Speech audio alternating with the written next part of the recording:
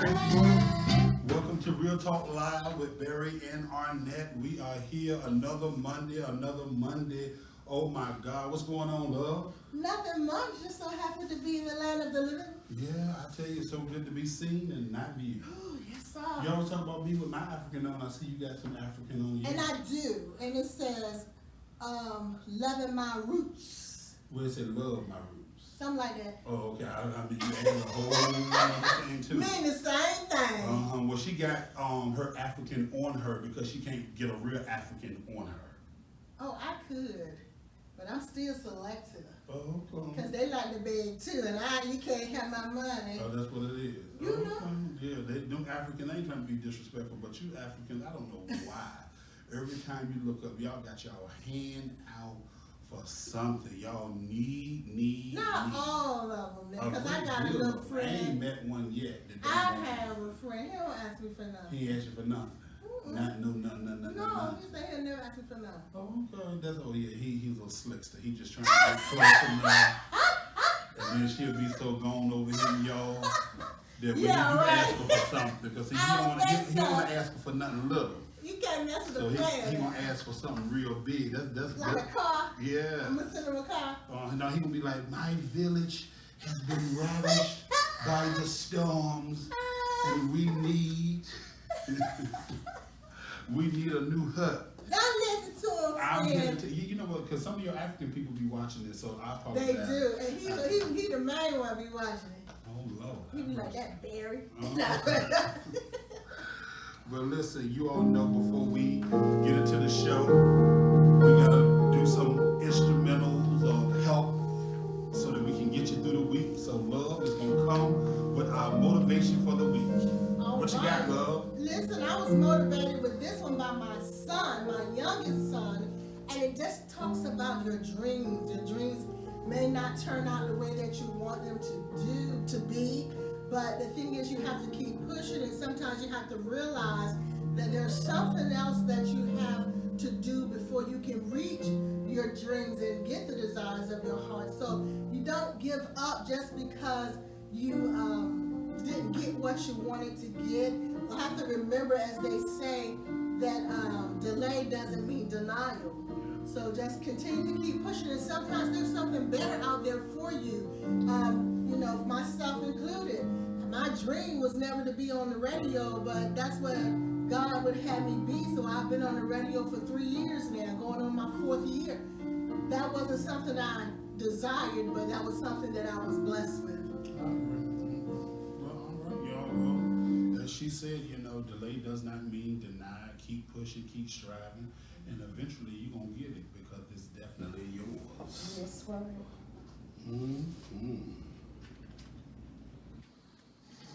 Well, our favorite philologist herself, Sister So-and-so, couldn't be with us again. And I want to make sure that I'm going to check with HR to make sure that she's not getting paid. Because if you don't come to work, we don't pay you around here. Y'all know I give her a little side of my chin. We don't do no sick leave and what else out there. We don't do none of that. We don't get none of that over here, okay? We straight Republicans over here. I don't have nothing to do with that comment, y'all. Democrats gonna give you everything. Just give me. No, we ain't give you nothing over here. But anyway, standing in for the philologist herself is Sister So-and-so. What we got this week, Sister So-and-so? Okay. Staying in. On today, of course, we had some increasing cloudiness, 28 degrees, like we said. Y'all have not heard, so y'all better double check. On Monday, today, which we almost done with today, so we're gonna do. Well, Sister So-and-so, she never gives the day off. She always gives. She always start with tomorrow and give you Monday for next week. But keep on. Okay, well, excuse me. Tuesday, the next tomorrow, we got light rain breaks of sun, 35 degrees though, so it's gonna be cold. So cover up, don't be like me, cause I like my t-shirts. Then on the next day, which is Wednesday, it's gonna be sunny, 30 degrees. You checking? I'm very fine. And Thursday, 34 degrees. Afternoon clouds. Friday, clearing skies, 34 degrees. gonna be sunny at 40 degrees. And then Sunday, once again, it's going to be broken clouds at 30 degrees Fahrenheit. And if Mrs. Sister so-and-so, feel free or feel fit, she will correct me when she comes back. Because I am not good at the weather. It's either cold or hot, wet or dry. I mean, it is what it is, right? Mm-hmm. Or it ain't what it ain't. All right, Lord, what do we have for some local news today? Ooh, let me tell you, okay, they're trying to do something in the city now. This was by the Virginia Pilot. It was written on, from what I get, it was on February 2nd by Ali Sullivan. But it says gun seizures, gun points, and criminal blight code. Portsmouth's option after 3 deadly shootings in 36 hours. And we already had reported about that, if I'm not mistaken. But this is what Mayor Shannon Glover said. The city would consider enacting the criminal blight code in light of recent violence at the Riverwalk Inn. 3 people were killed and 4 injured in 3 separate shootings less than 36 hours apart in Portsmouth. A spate of violence that prompted an emergency response from the city's police department. Portsmouth police have temporarily paused the work of certain units, including traffic enforcement and narcotics, to redeploy officers to zero in on violent suppression, says our mayor. This is not punitive in any way, which means they're not being punished. This is what we have to do to respond and make sure that we create a safe community for all of our citizens. And I'm going to stop it right there. I think we got the gist of what's going on. They are repositioning, reassigning these officers that was in these certain spots. And I think we had spoken that before, Barry, about, you know, sometimes you're going to have to come out of those cushion offices, cushion positions, and do real work. Just like when I was in the military, I couldn't always stay in my office. Sometimes I had to get in the mud and, you know, get dirty and get prepared to fight for my country. So sometimes you got to do the hard part all over again. I know you worked your way up into the offices, but we really need you guys on the street, and we appreciate what you're doing. Appreciate the city leaders for at least trying to do what's needed to be done to help the citizens and curb the crime and the violence and the murders. All right, and also, speaking of the Riverwalk, tomorrow at, well, actually, we did it today, rather. Earlier today, we had a candlelight visual and a memorial service for the gentleman who was killed at the Riverwalk, and it was joined by the chief of police and a few others out there with me earlier today. But something has to be done. Did you all see that? I think it was this morning or last night. They were shooting at a police car. I saw that. Yeah. So whenever they start, you know, getting to the point where they don't even care about the police, you know, something is really, really wrong. But then as soon as they get killed, that's when we get certain people that want to show up and show out when the police fights back. And y'all know I'm pro-police. I mean, don't get me wrong, I did that for the good trillion years of my life. Well, I think you know, deep down inside of everybody's pro-police when they need them. When they need them. But things don't go the way they want to. But I understand what you're saying, because as I share with someone, we have a lot of individuals on council that will continue to tell us about what the white man has done to us as black people for all these many years. And when you think about it, when the last time a white man has killed a black person in this city? But and I don't have a problem with you reminding us of that, because it is necessary.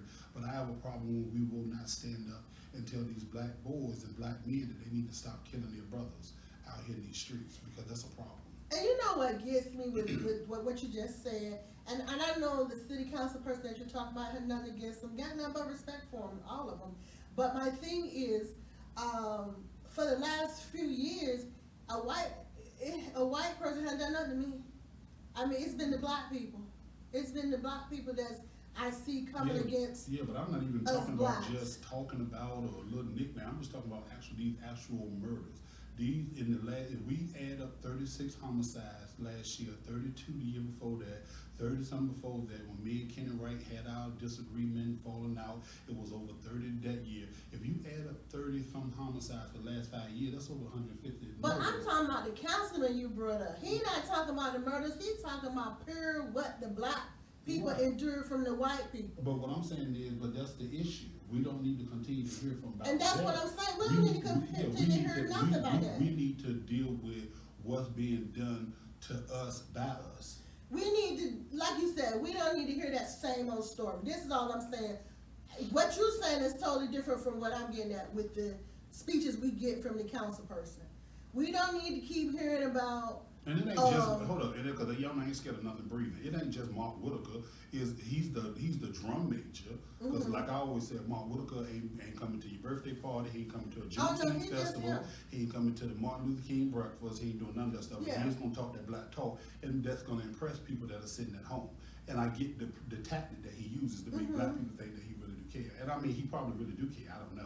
But what I am saying is, he's not the only one, because a few others are taking that stance behind him and going with that same narrative. And what I'm saying is, until we tell these black people across the board that you have to take some responsibility, because I'm tired of people saying, well, the shootings ain't happening in Sterling Point, and the shootings ain't happening here. Okay, the white people ain't gonna let that stuff happen there. Well, So how take can into we get mad? consideration what you said.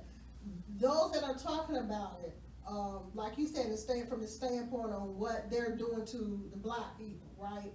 Okay, regardless of who's talking about it, they can stop it, because my whole thing is, you're not talking about, like you said, what the black people are doing to the black people, regardless of what it is, regardless of what it is, crushing on their dreams, trying to stop them from progressing, of course, the violence and the murders. We never talk about, ever, regardless of whether it's the killers, what we do to each other. We always talk about what other people do to us.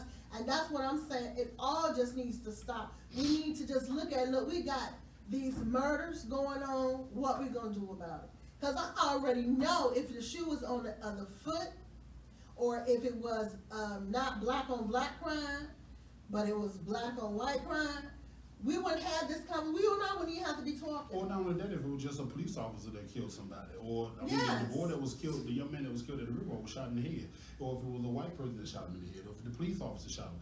We would hear from the NAACP, we would hear from Black Lives Matter, we would hear from all these groups, and everybody would be protesting, everybody would be doing all of this type of thing.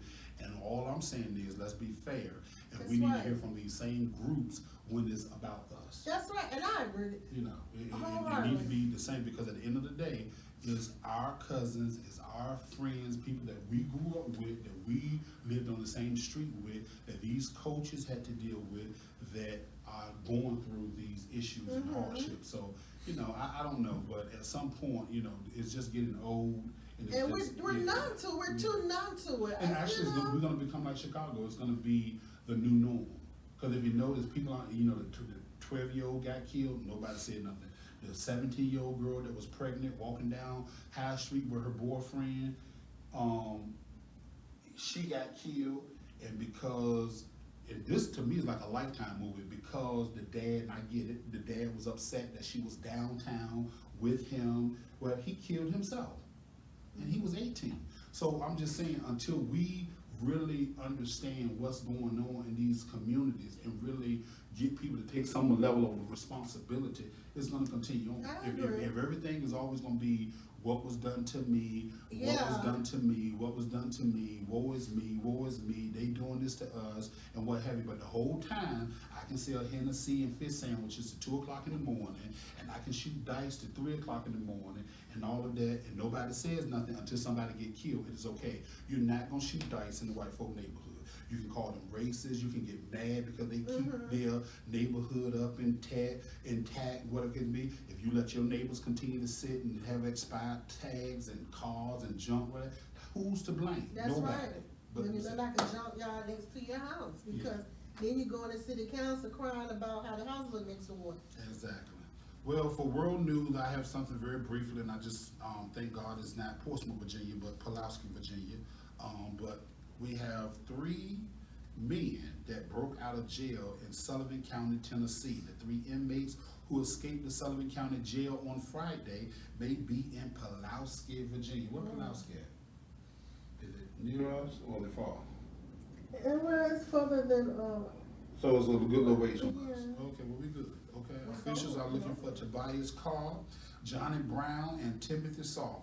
All I got to say about this is just stay where you at. Don't come nowhere near here because I saw P and I just want to make sure it won't pour smoke. That's all. and then, are they considered, Well, you know they white. They was not considered armed and dangerous. I'm not even gonna speak on that. I'm just- I'm not even gonna speak on that. Y'all know Barry come on out here with. I mean, I'm just saying it is what it is. Well, hopefully they won't come near Portsmouth because we don't need any more issues. But y'all, guess what? It is February, and February is Black History Month. And you guys know that I have been researching my genealogy, my ancestry, and all that stuff. And y'all know that I have found out that I am like over 90-some percent, over 90-some percent Nigerian. Okay, so I'm psyched. I'm geeked. I really am because I don't know. You probably say, "Well, what did you think you were?" You know, yeah, African, of course, but now I have a place to put myself. You know, even though like I said before, I wouldn't be home in Nigeria. You know, I go visit, but I won't be at home. But I do give, you know, my honors to my homeland, and I will be there one day when we can get through past this pandemic. So what we're gonna do? No, what she's gonna do? What do you mean? I'm not there. Why you gonna dance with dance any other day? So what we gonna do? You're not gonna dance with me? Not with that. I don't even know the song. Okay. Mm-hmm. Okay, I want to so- see what you working with. I'm gonna give a little African dancing that I Why learned. did you have to move the chair? You want to see everything? Yeah, I want to see anything. So Barry gonna play my song and I'm gonna dance. I learned some dances. I'll be checking them out, y'all. Okay, later. So he gonna get to the point and we gonna get to this dance. My people, now He don't wanna dance welcome to with another me. special edition of We Don't Catch Up. You know how they do it for this program. If you dey suspect say your man or your woman they play ball She outside, is infatuated with Africans, y'all. For today, We have a edition, church in one Kenya, special woman, and my find bishop there, keep telling me I find have to go over anyhow. there. The I told suspect him say that's her what man, virtual they show go TVs outside. and The computers are man, for.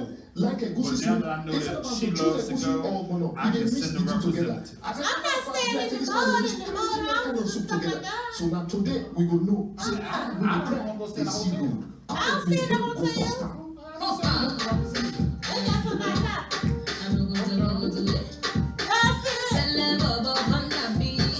The name of this song is called Johnny, y'all, by Yemi Alade.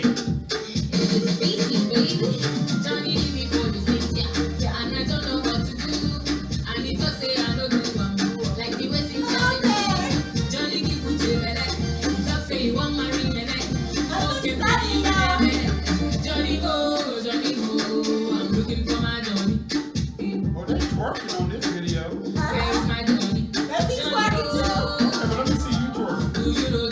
Okay. She can twerk, y'all.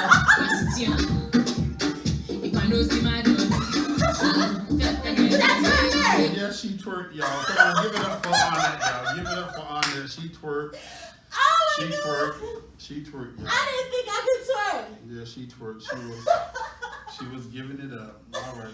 And I just realized what she was doing, y'all. She just gave a whole show for her African followers up here to show them what they may be getting. Shut up, Barry.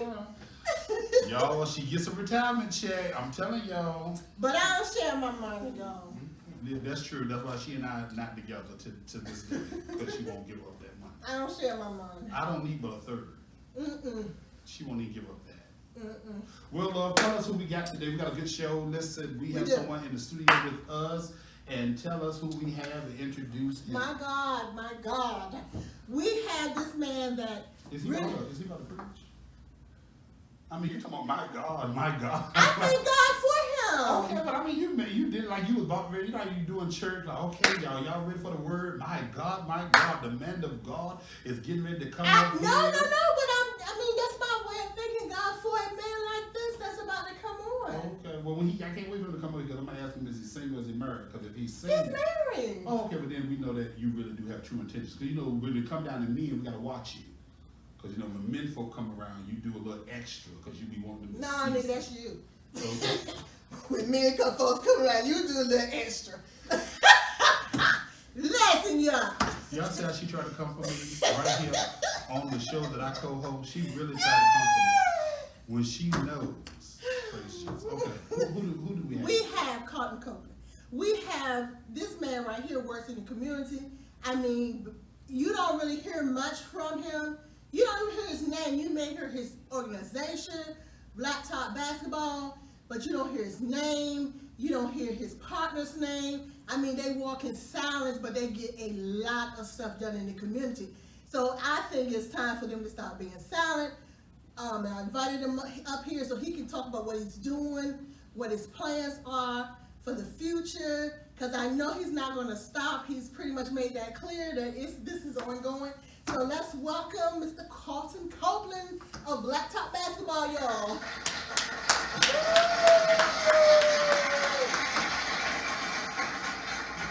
on, brother? How's it going? How's it going? Everything well? Yes, sir.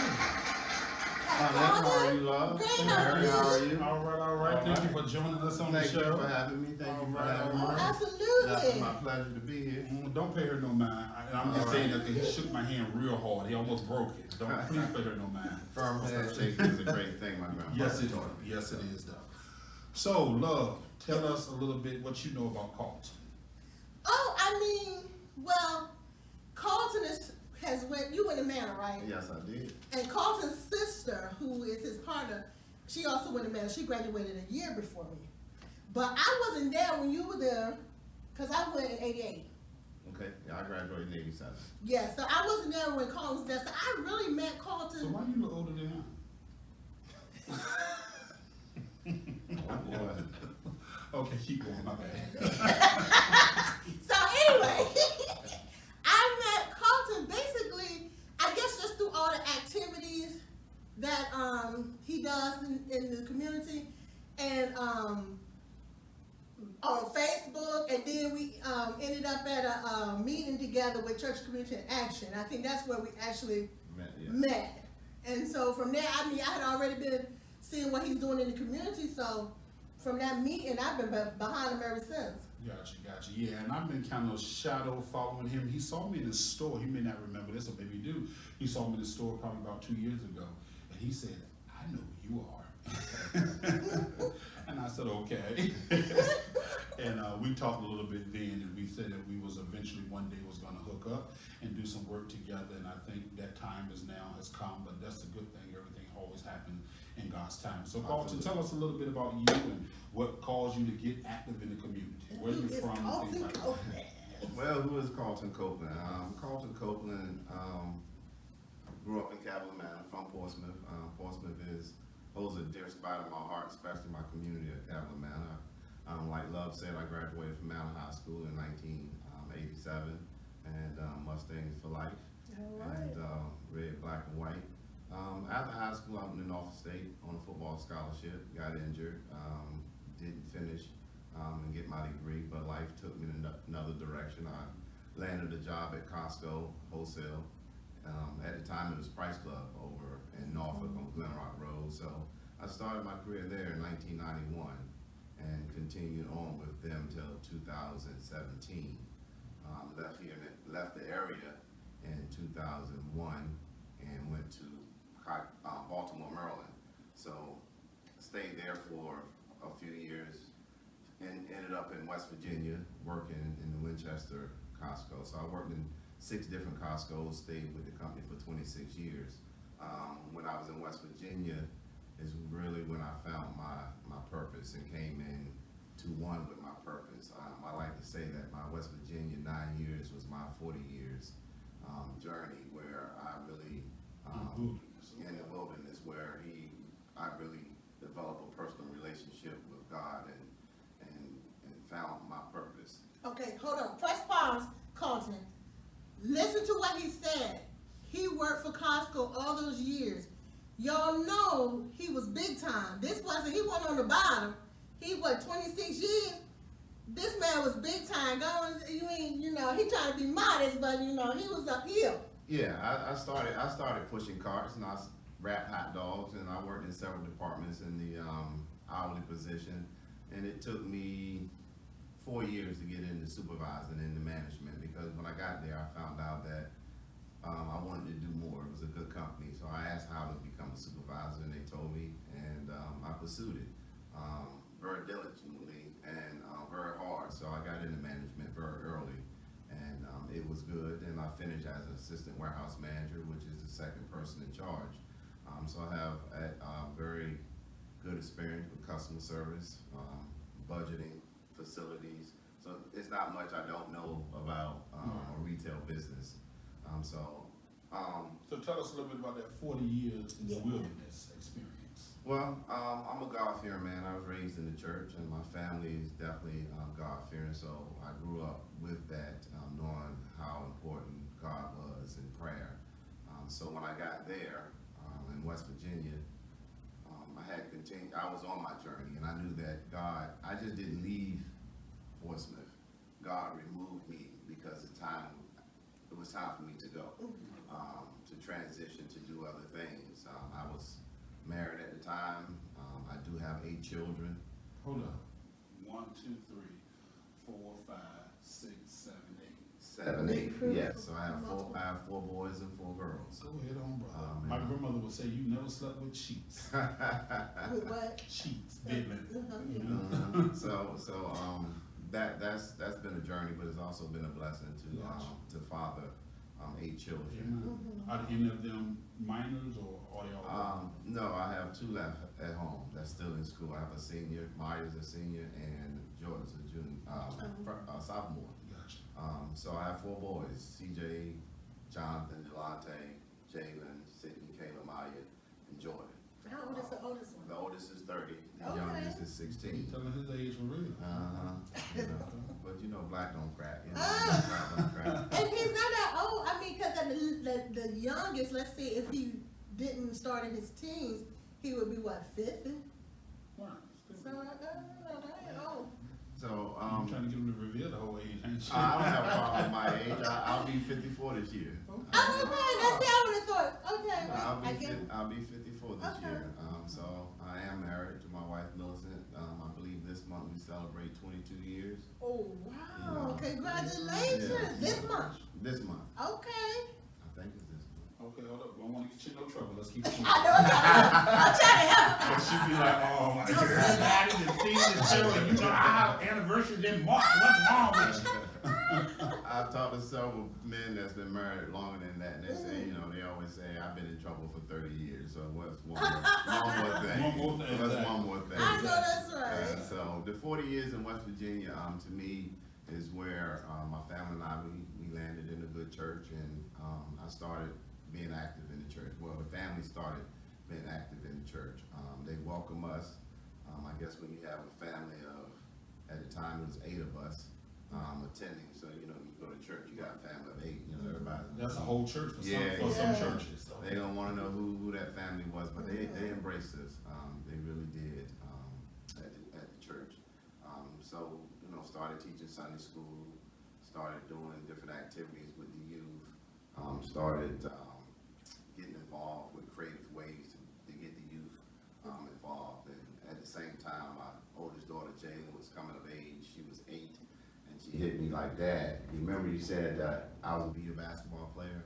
And from that day, that's when we got active into basketball with her in the community with the rec.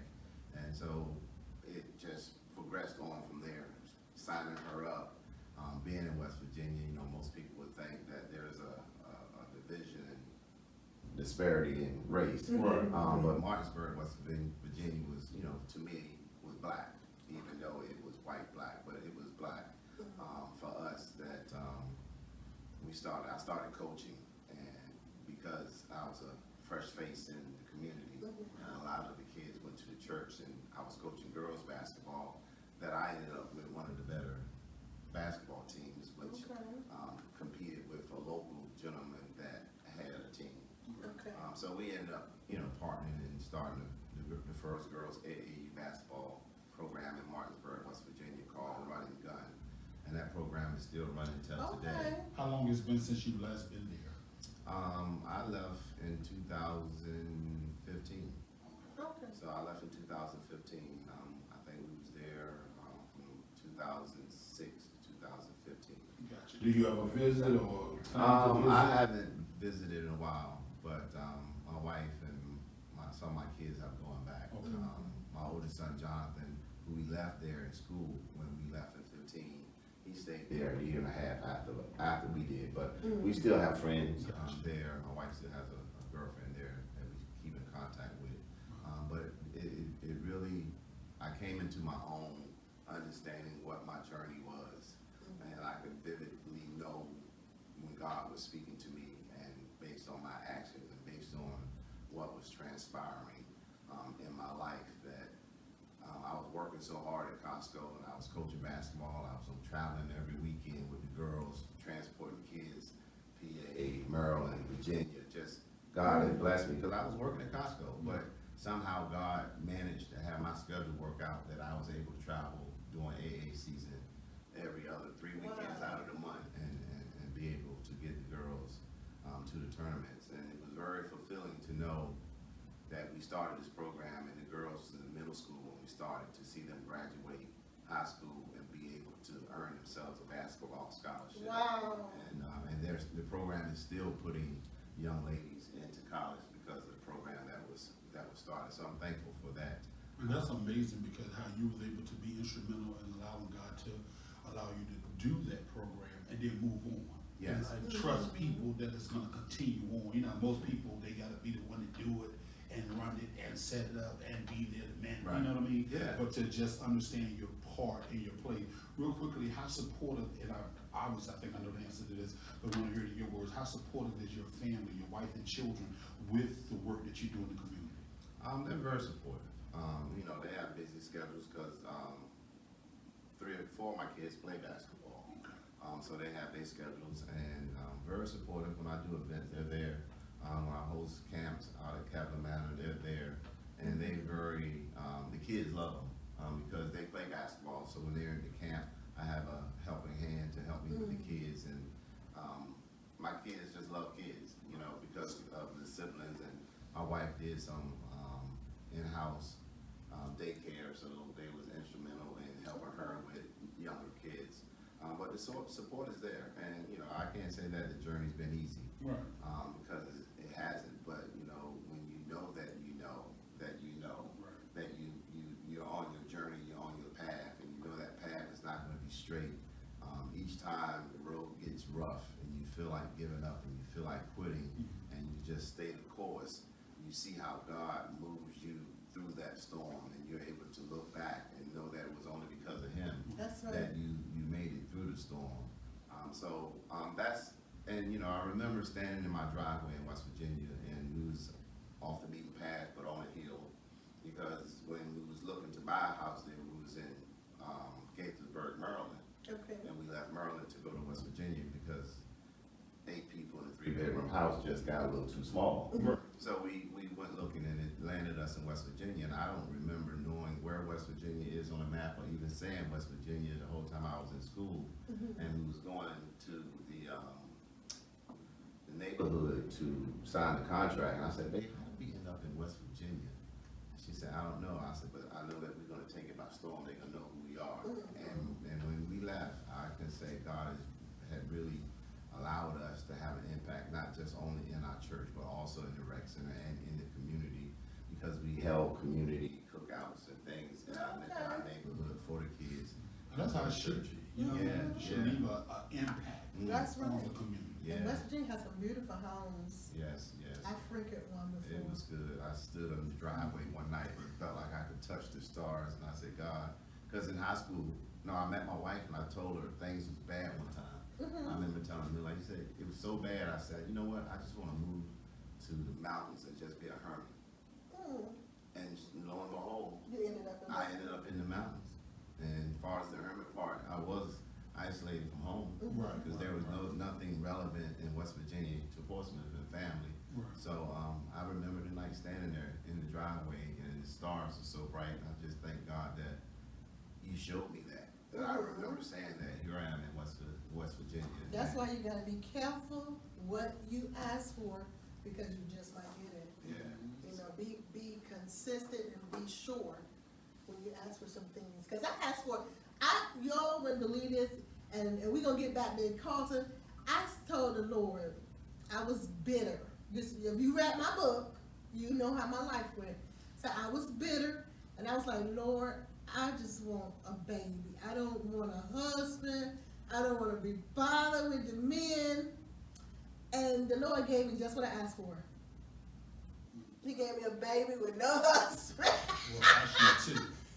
I'm just saying you got 2 children. You ain't still got a husband. My sons are 11 years apart, so I don't even count it like that. Oh, okay. But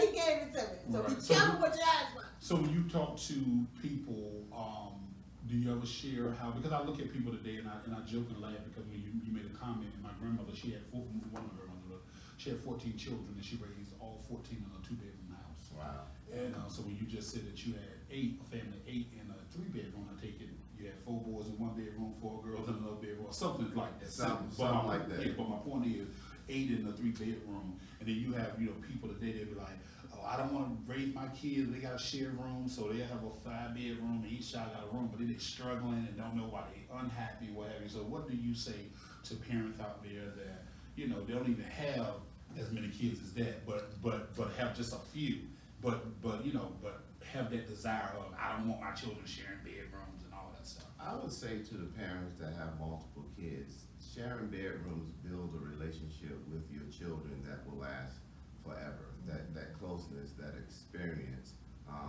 that my 2 oldest, Jonathan and Jalen, they shared a room for a long time, and they often talk about what they remember doing together by sharing a room. And I think that you should allow your kids to share rooms. You don't have to be mortgage broke to satisfy the needs of your children. And I say to young parents, we spend a lot of money on children, but that's because we want to. But the children, all they need is love and your attention. You don't need to shower with them because you're really going to end up paying for it later. I didn't know we was poor until I got grown. Yeah, I didn't absolutely. know we weren't poor, but I didn't know my mother wasn't rich. Well, we was poor. I didn't know my mother was rich until I asked her. And when I was actually, in it's high funny school. because Dr. Marie Shepherd, she looked at me when I made that statement. She's my boss, and you may know Marie Shepherd. She said, Barry, I tell people all the time, I didn't know we was poor until I got grown.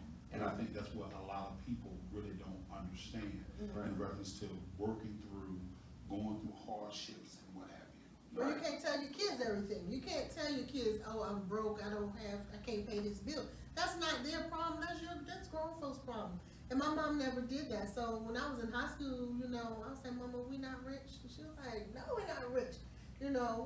My mom did have a rich boyfriend though, praise the Lord. So I didn't know nothing about really being poor, growing Well, like I up. said, I never knew about being poor, but we was poor. Yeah. Okay? Because you didn't make, and 30, 40 years ago, and you weren't making but $15,000 a year, or you was poor. $20,000 a year, you was poor. $30,000 a year, I tell people today, even in today's market, $32,000 a year is called the working poor class. All right? Mm-hmm. Anyway, Carlton, so tell us a little bit about some organization you are part of today. Bring it home for us relevant. All right. Well, I started blacktop basketball in West Virginia. After I left running gun, I went on to create blacktop basketball because I noticed that the level of skill set and toughness of the young ladies wasn't what I was used to. And basketball to me is blacktop. That means outside, learning how to play and develop your skills. So that's where the name blacktop basketball comes from. From you? From me. Because I saw a website. There's other blacktop organizations. Oh, okay. Yeah, okay. there is, but blacktop basketball was created in West Virginia. Okay. And the logo, all of that, I brought here to Virginia with me. Okay. So when I moved back here, prior to me leaving here, God had put in my spirit, if I can do what I'm doing in West Virginia, I definitely can do it in my hometown. So when the opportunity came to transfer back to the Norfolk location, I jumped on it. In a matter of 2 weeks, I was back home once I asked to come back. So when I got here, I went straight to Cavalry Gym, Pops and Rec, and met Mark Palmachek and told him what my vision was. And I actually told him that I wanted to manage the whole complex out of Cavalry, from Greenwood to Cavalier, all of it.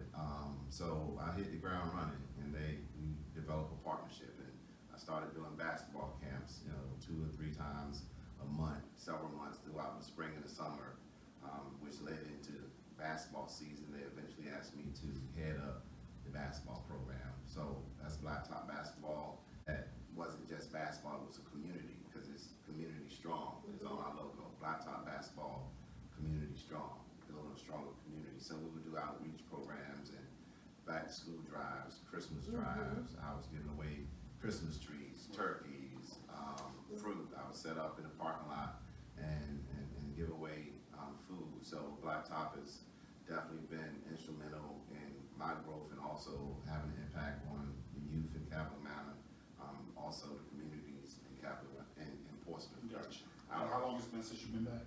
2015.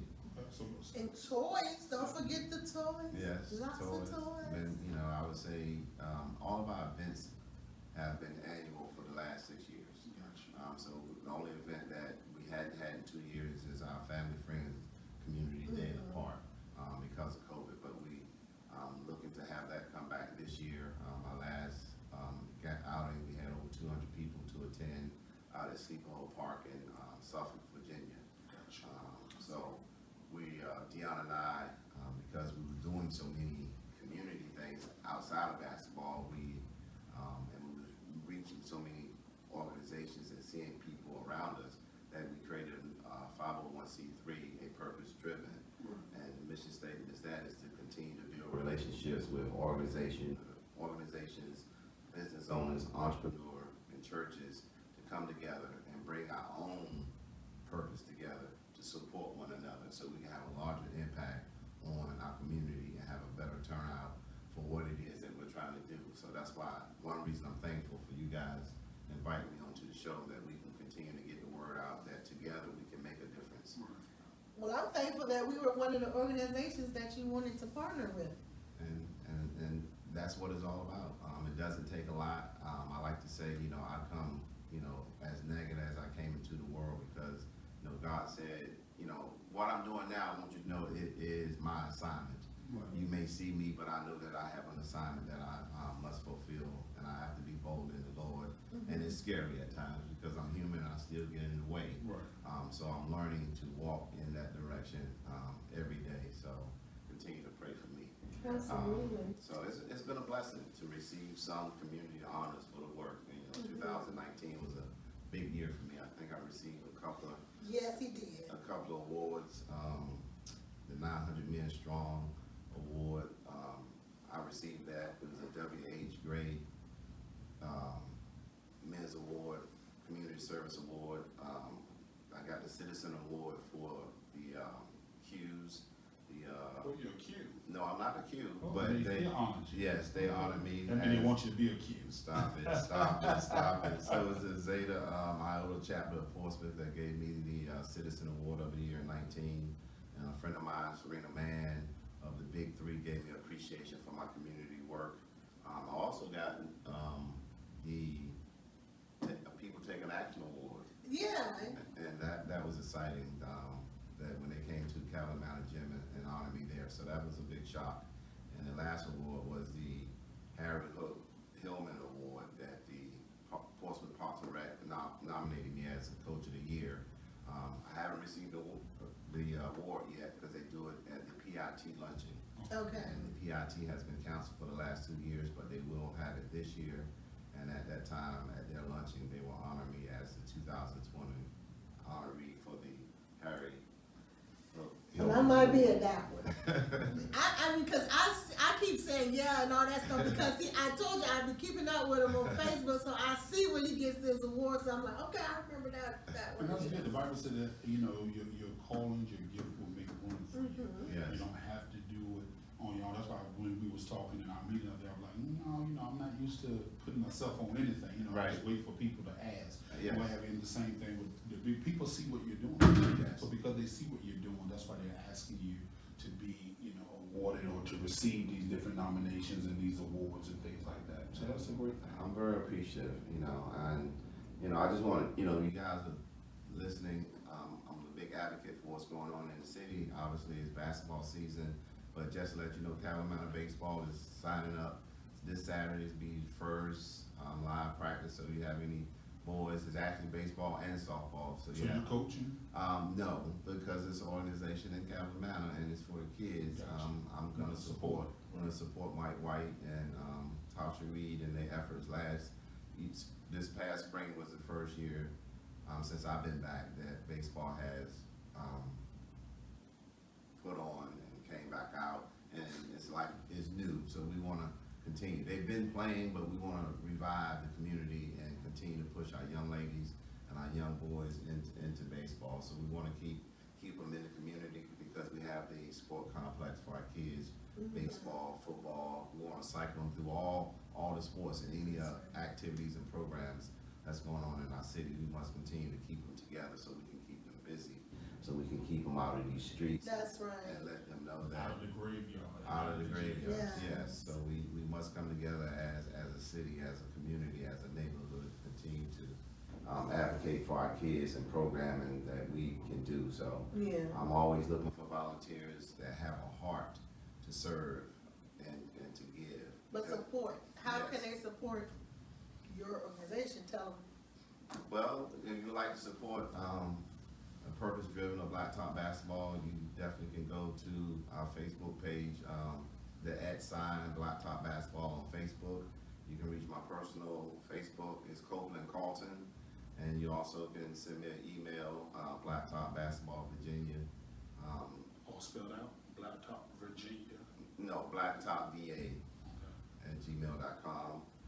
And you can also email me at a purpose-driven 501c3 at gmail.com. So those are the ways that you can support us. We do have information as far as Cash App. You can contact us. You can, if you want to donate, you can donate several ways that's on our Facebook pages. So please do so. And like I said, if you're out there and you have a desire in your heart to serve the community, to help make a difference, definitely reach out to myself. And I'm quite sure Barry and Arnette would love to hear from you too, because we're all working hard in the city to make a difference. Absolutely, and see y'all. I think we did a good job bringing Carter Copeland on. I think the show was very informative, and I think the basic foundation that he shows of being anchored in the Lord. Whatever your foundation is, whoever you believe in, we have to make sure that we're anchored, and that we listen. We're Christians, but you may not be a Christian, so whoever you serve, be anchored so that you can listen, you can hear from them. Know what you're supposed to be doing in life. And I know he got his purpose. I know I found my purpose and want to be a rich woman, but I'm okay. And Barry has his purpose. So thank you so much, Colton, for coming on. Thanks for Yeah, having on me. March 14th, Carlton is partnering with Real Talk Live to bring forth a forum conversation piece, and we're going to be having some more information with you all on that. Tentative is the city manager. I spoke with her, and she is checking her calendar to make sure that she can be a part of that, as well as so many other community people that Carlton and I and Arnette has partnered with, and we will be letting you guys know. And Right. Dion. And Dion. And it's gonna be held in, at Cavalier Manor Gym on that Monday at 6 p.m. So you can, meet Carlton in person and look forward to what he has to offer in the community, because this is his baby and what he wanted to do and bring forth and just kind of add to things that we're already doing and just bring it together as a whole for the city. So Carlton, thank you again for coming on, and we look forward to working with you more in the community. And you're very much welcome, and shout out to my sister Dion. That's my, besides my family, she's definitely my go-to. So shout out to my sister Dion. So sit right here, because you're gonna have to dance out with us. Barry gonna do something that's a little corny. She's just a hater, y'all. So there was a gentleman who was ransacking Old Town.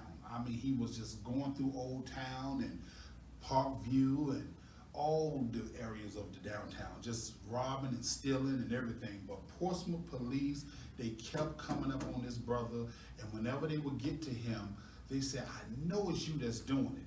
but we cannot catch him. Carlton, I'm telling you, they would be this close, but whenever they would come, he wouldn't have any of the merchandise on him. He wouldn't have nothing that he stole on him. Okay. And one particular detective said, as God is my witness, I am going to get you real soon because I know you are a criminal. And he said, yeah, good luck with that. So one day, the gentleman is sitting down at the park, and Portsmouth police roll up on the guy, and he sees the guy, and he walks over to the guy. He says, sir, please put down that donut and that coffee and place your hand behind your back. I'm placing you under arrest. The man said, hold up, I know you got it out for me. I know crime is on a high here in Portsmouth, and you just cannot, seem to catch nobody, so you just want to harass me and give me a hard way to go. I have done nothing. You keep saying you're going to get me, you're going to catch me, but you haven't caught me. The officer said, oh, I got you. I got you dead to rights this time. Put your hands behind your back. You have a right to be silent. Anything you say can and will be held against you in the court of law. He said, but what did I do? He said, I got you for impersonation. He said, I haven't done anything. I didn't do anything. He said, exactly. I got you for impersonating the Portsmouth City Council. They do absolutely nothing. Oh boy. I'm gonna need you to pay attention to the jokes again. We heard this one. And I'm gonna need you to understand that you were not able to show that because your phone was raggedy. That's If right. you're gonna come for me, I'm gonna need you to come My off the way. phone was not raggedy. Listen, y'all, she keep trying to cover up. I keep telling her, even when I'm asleep, I'm woke, okay? I got this. This is Bird and Arnette with our special guest, Mr. Carlton Thank Copeland. you. Real Talk Live till next Monday. We're out, y'all. Peace.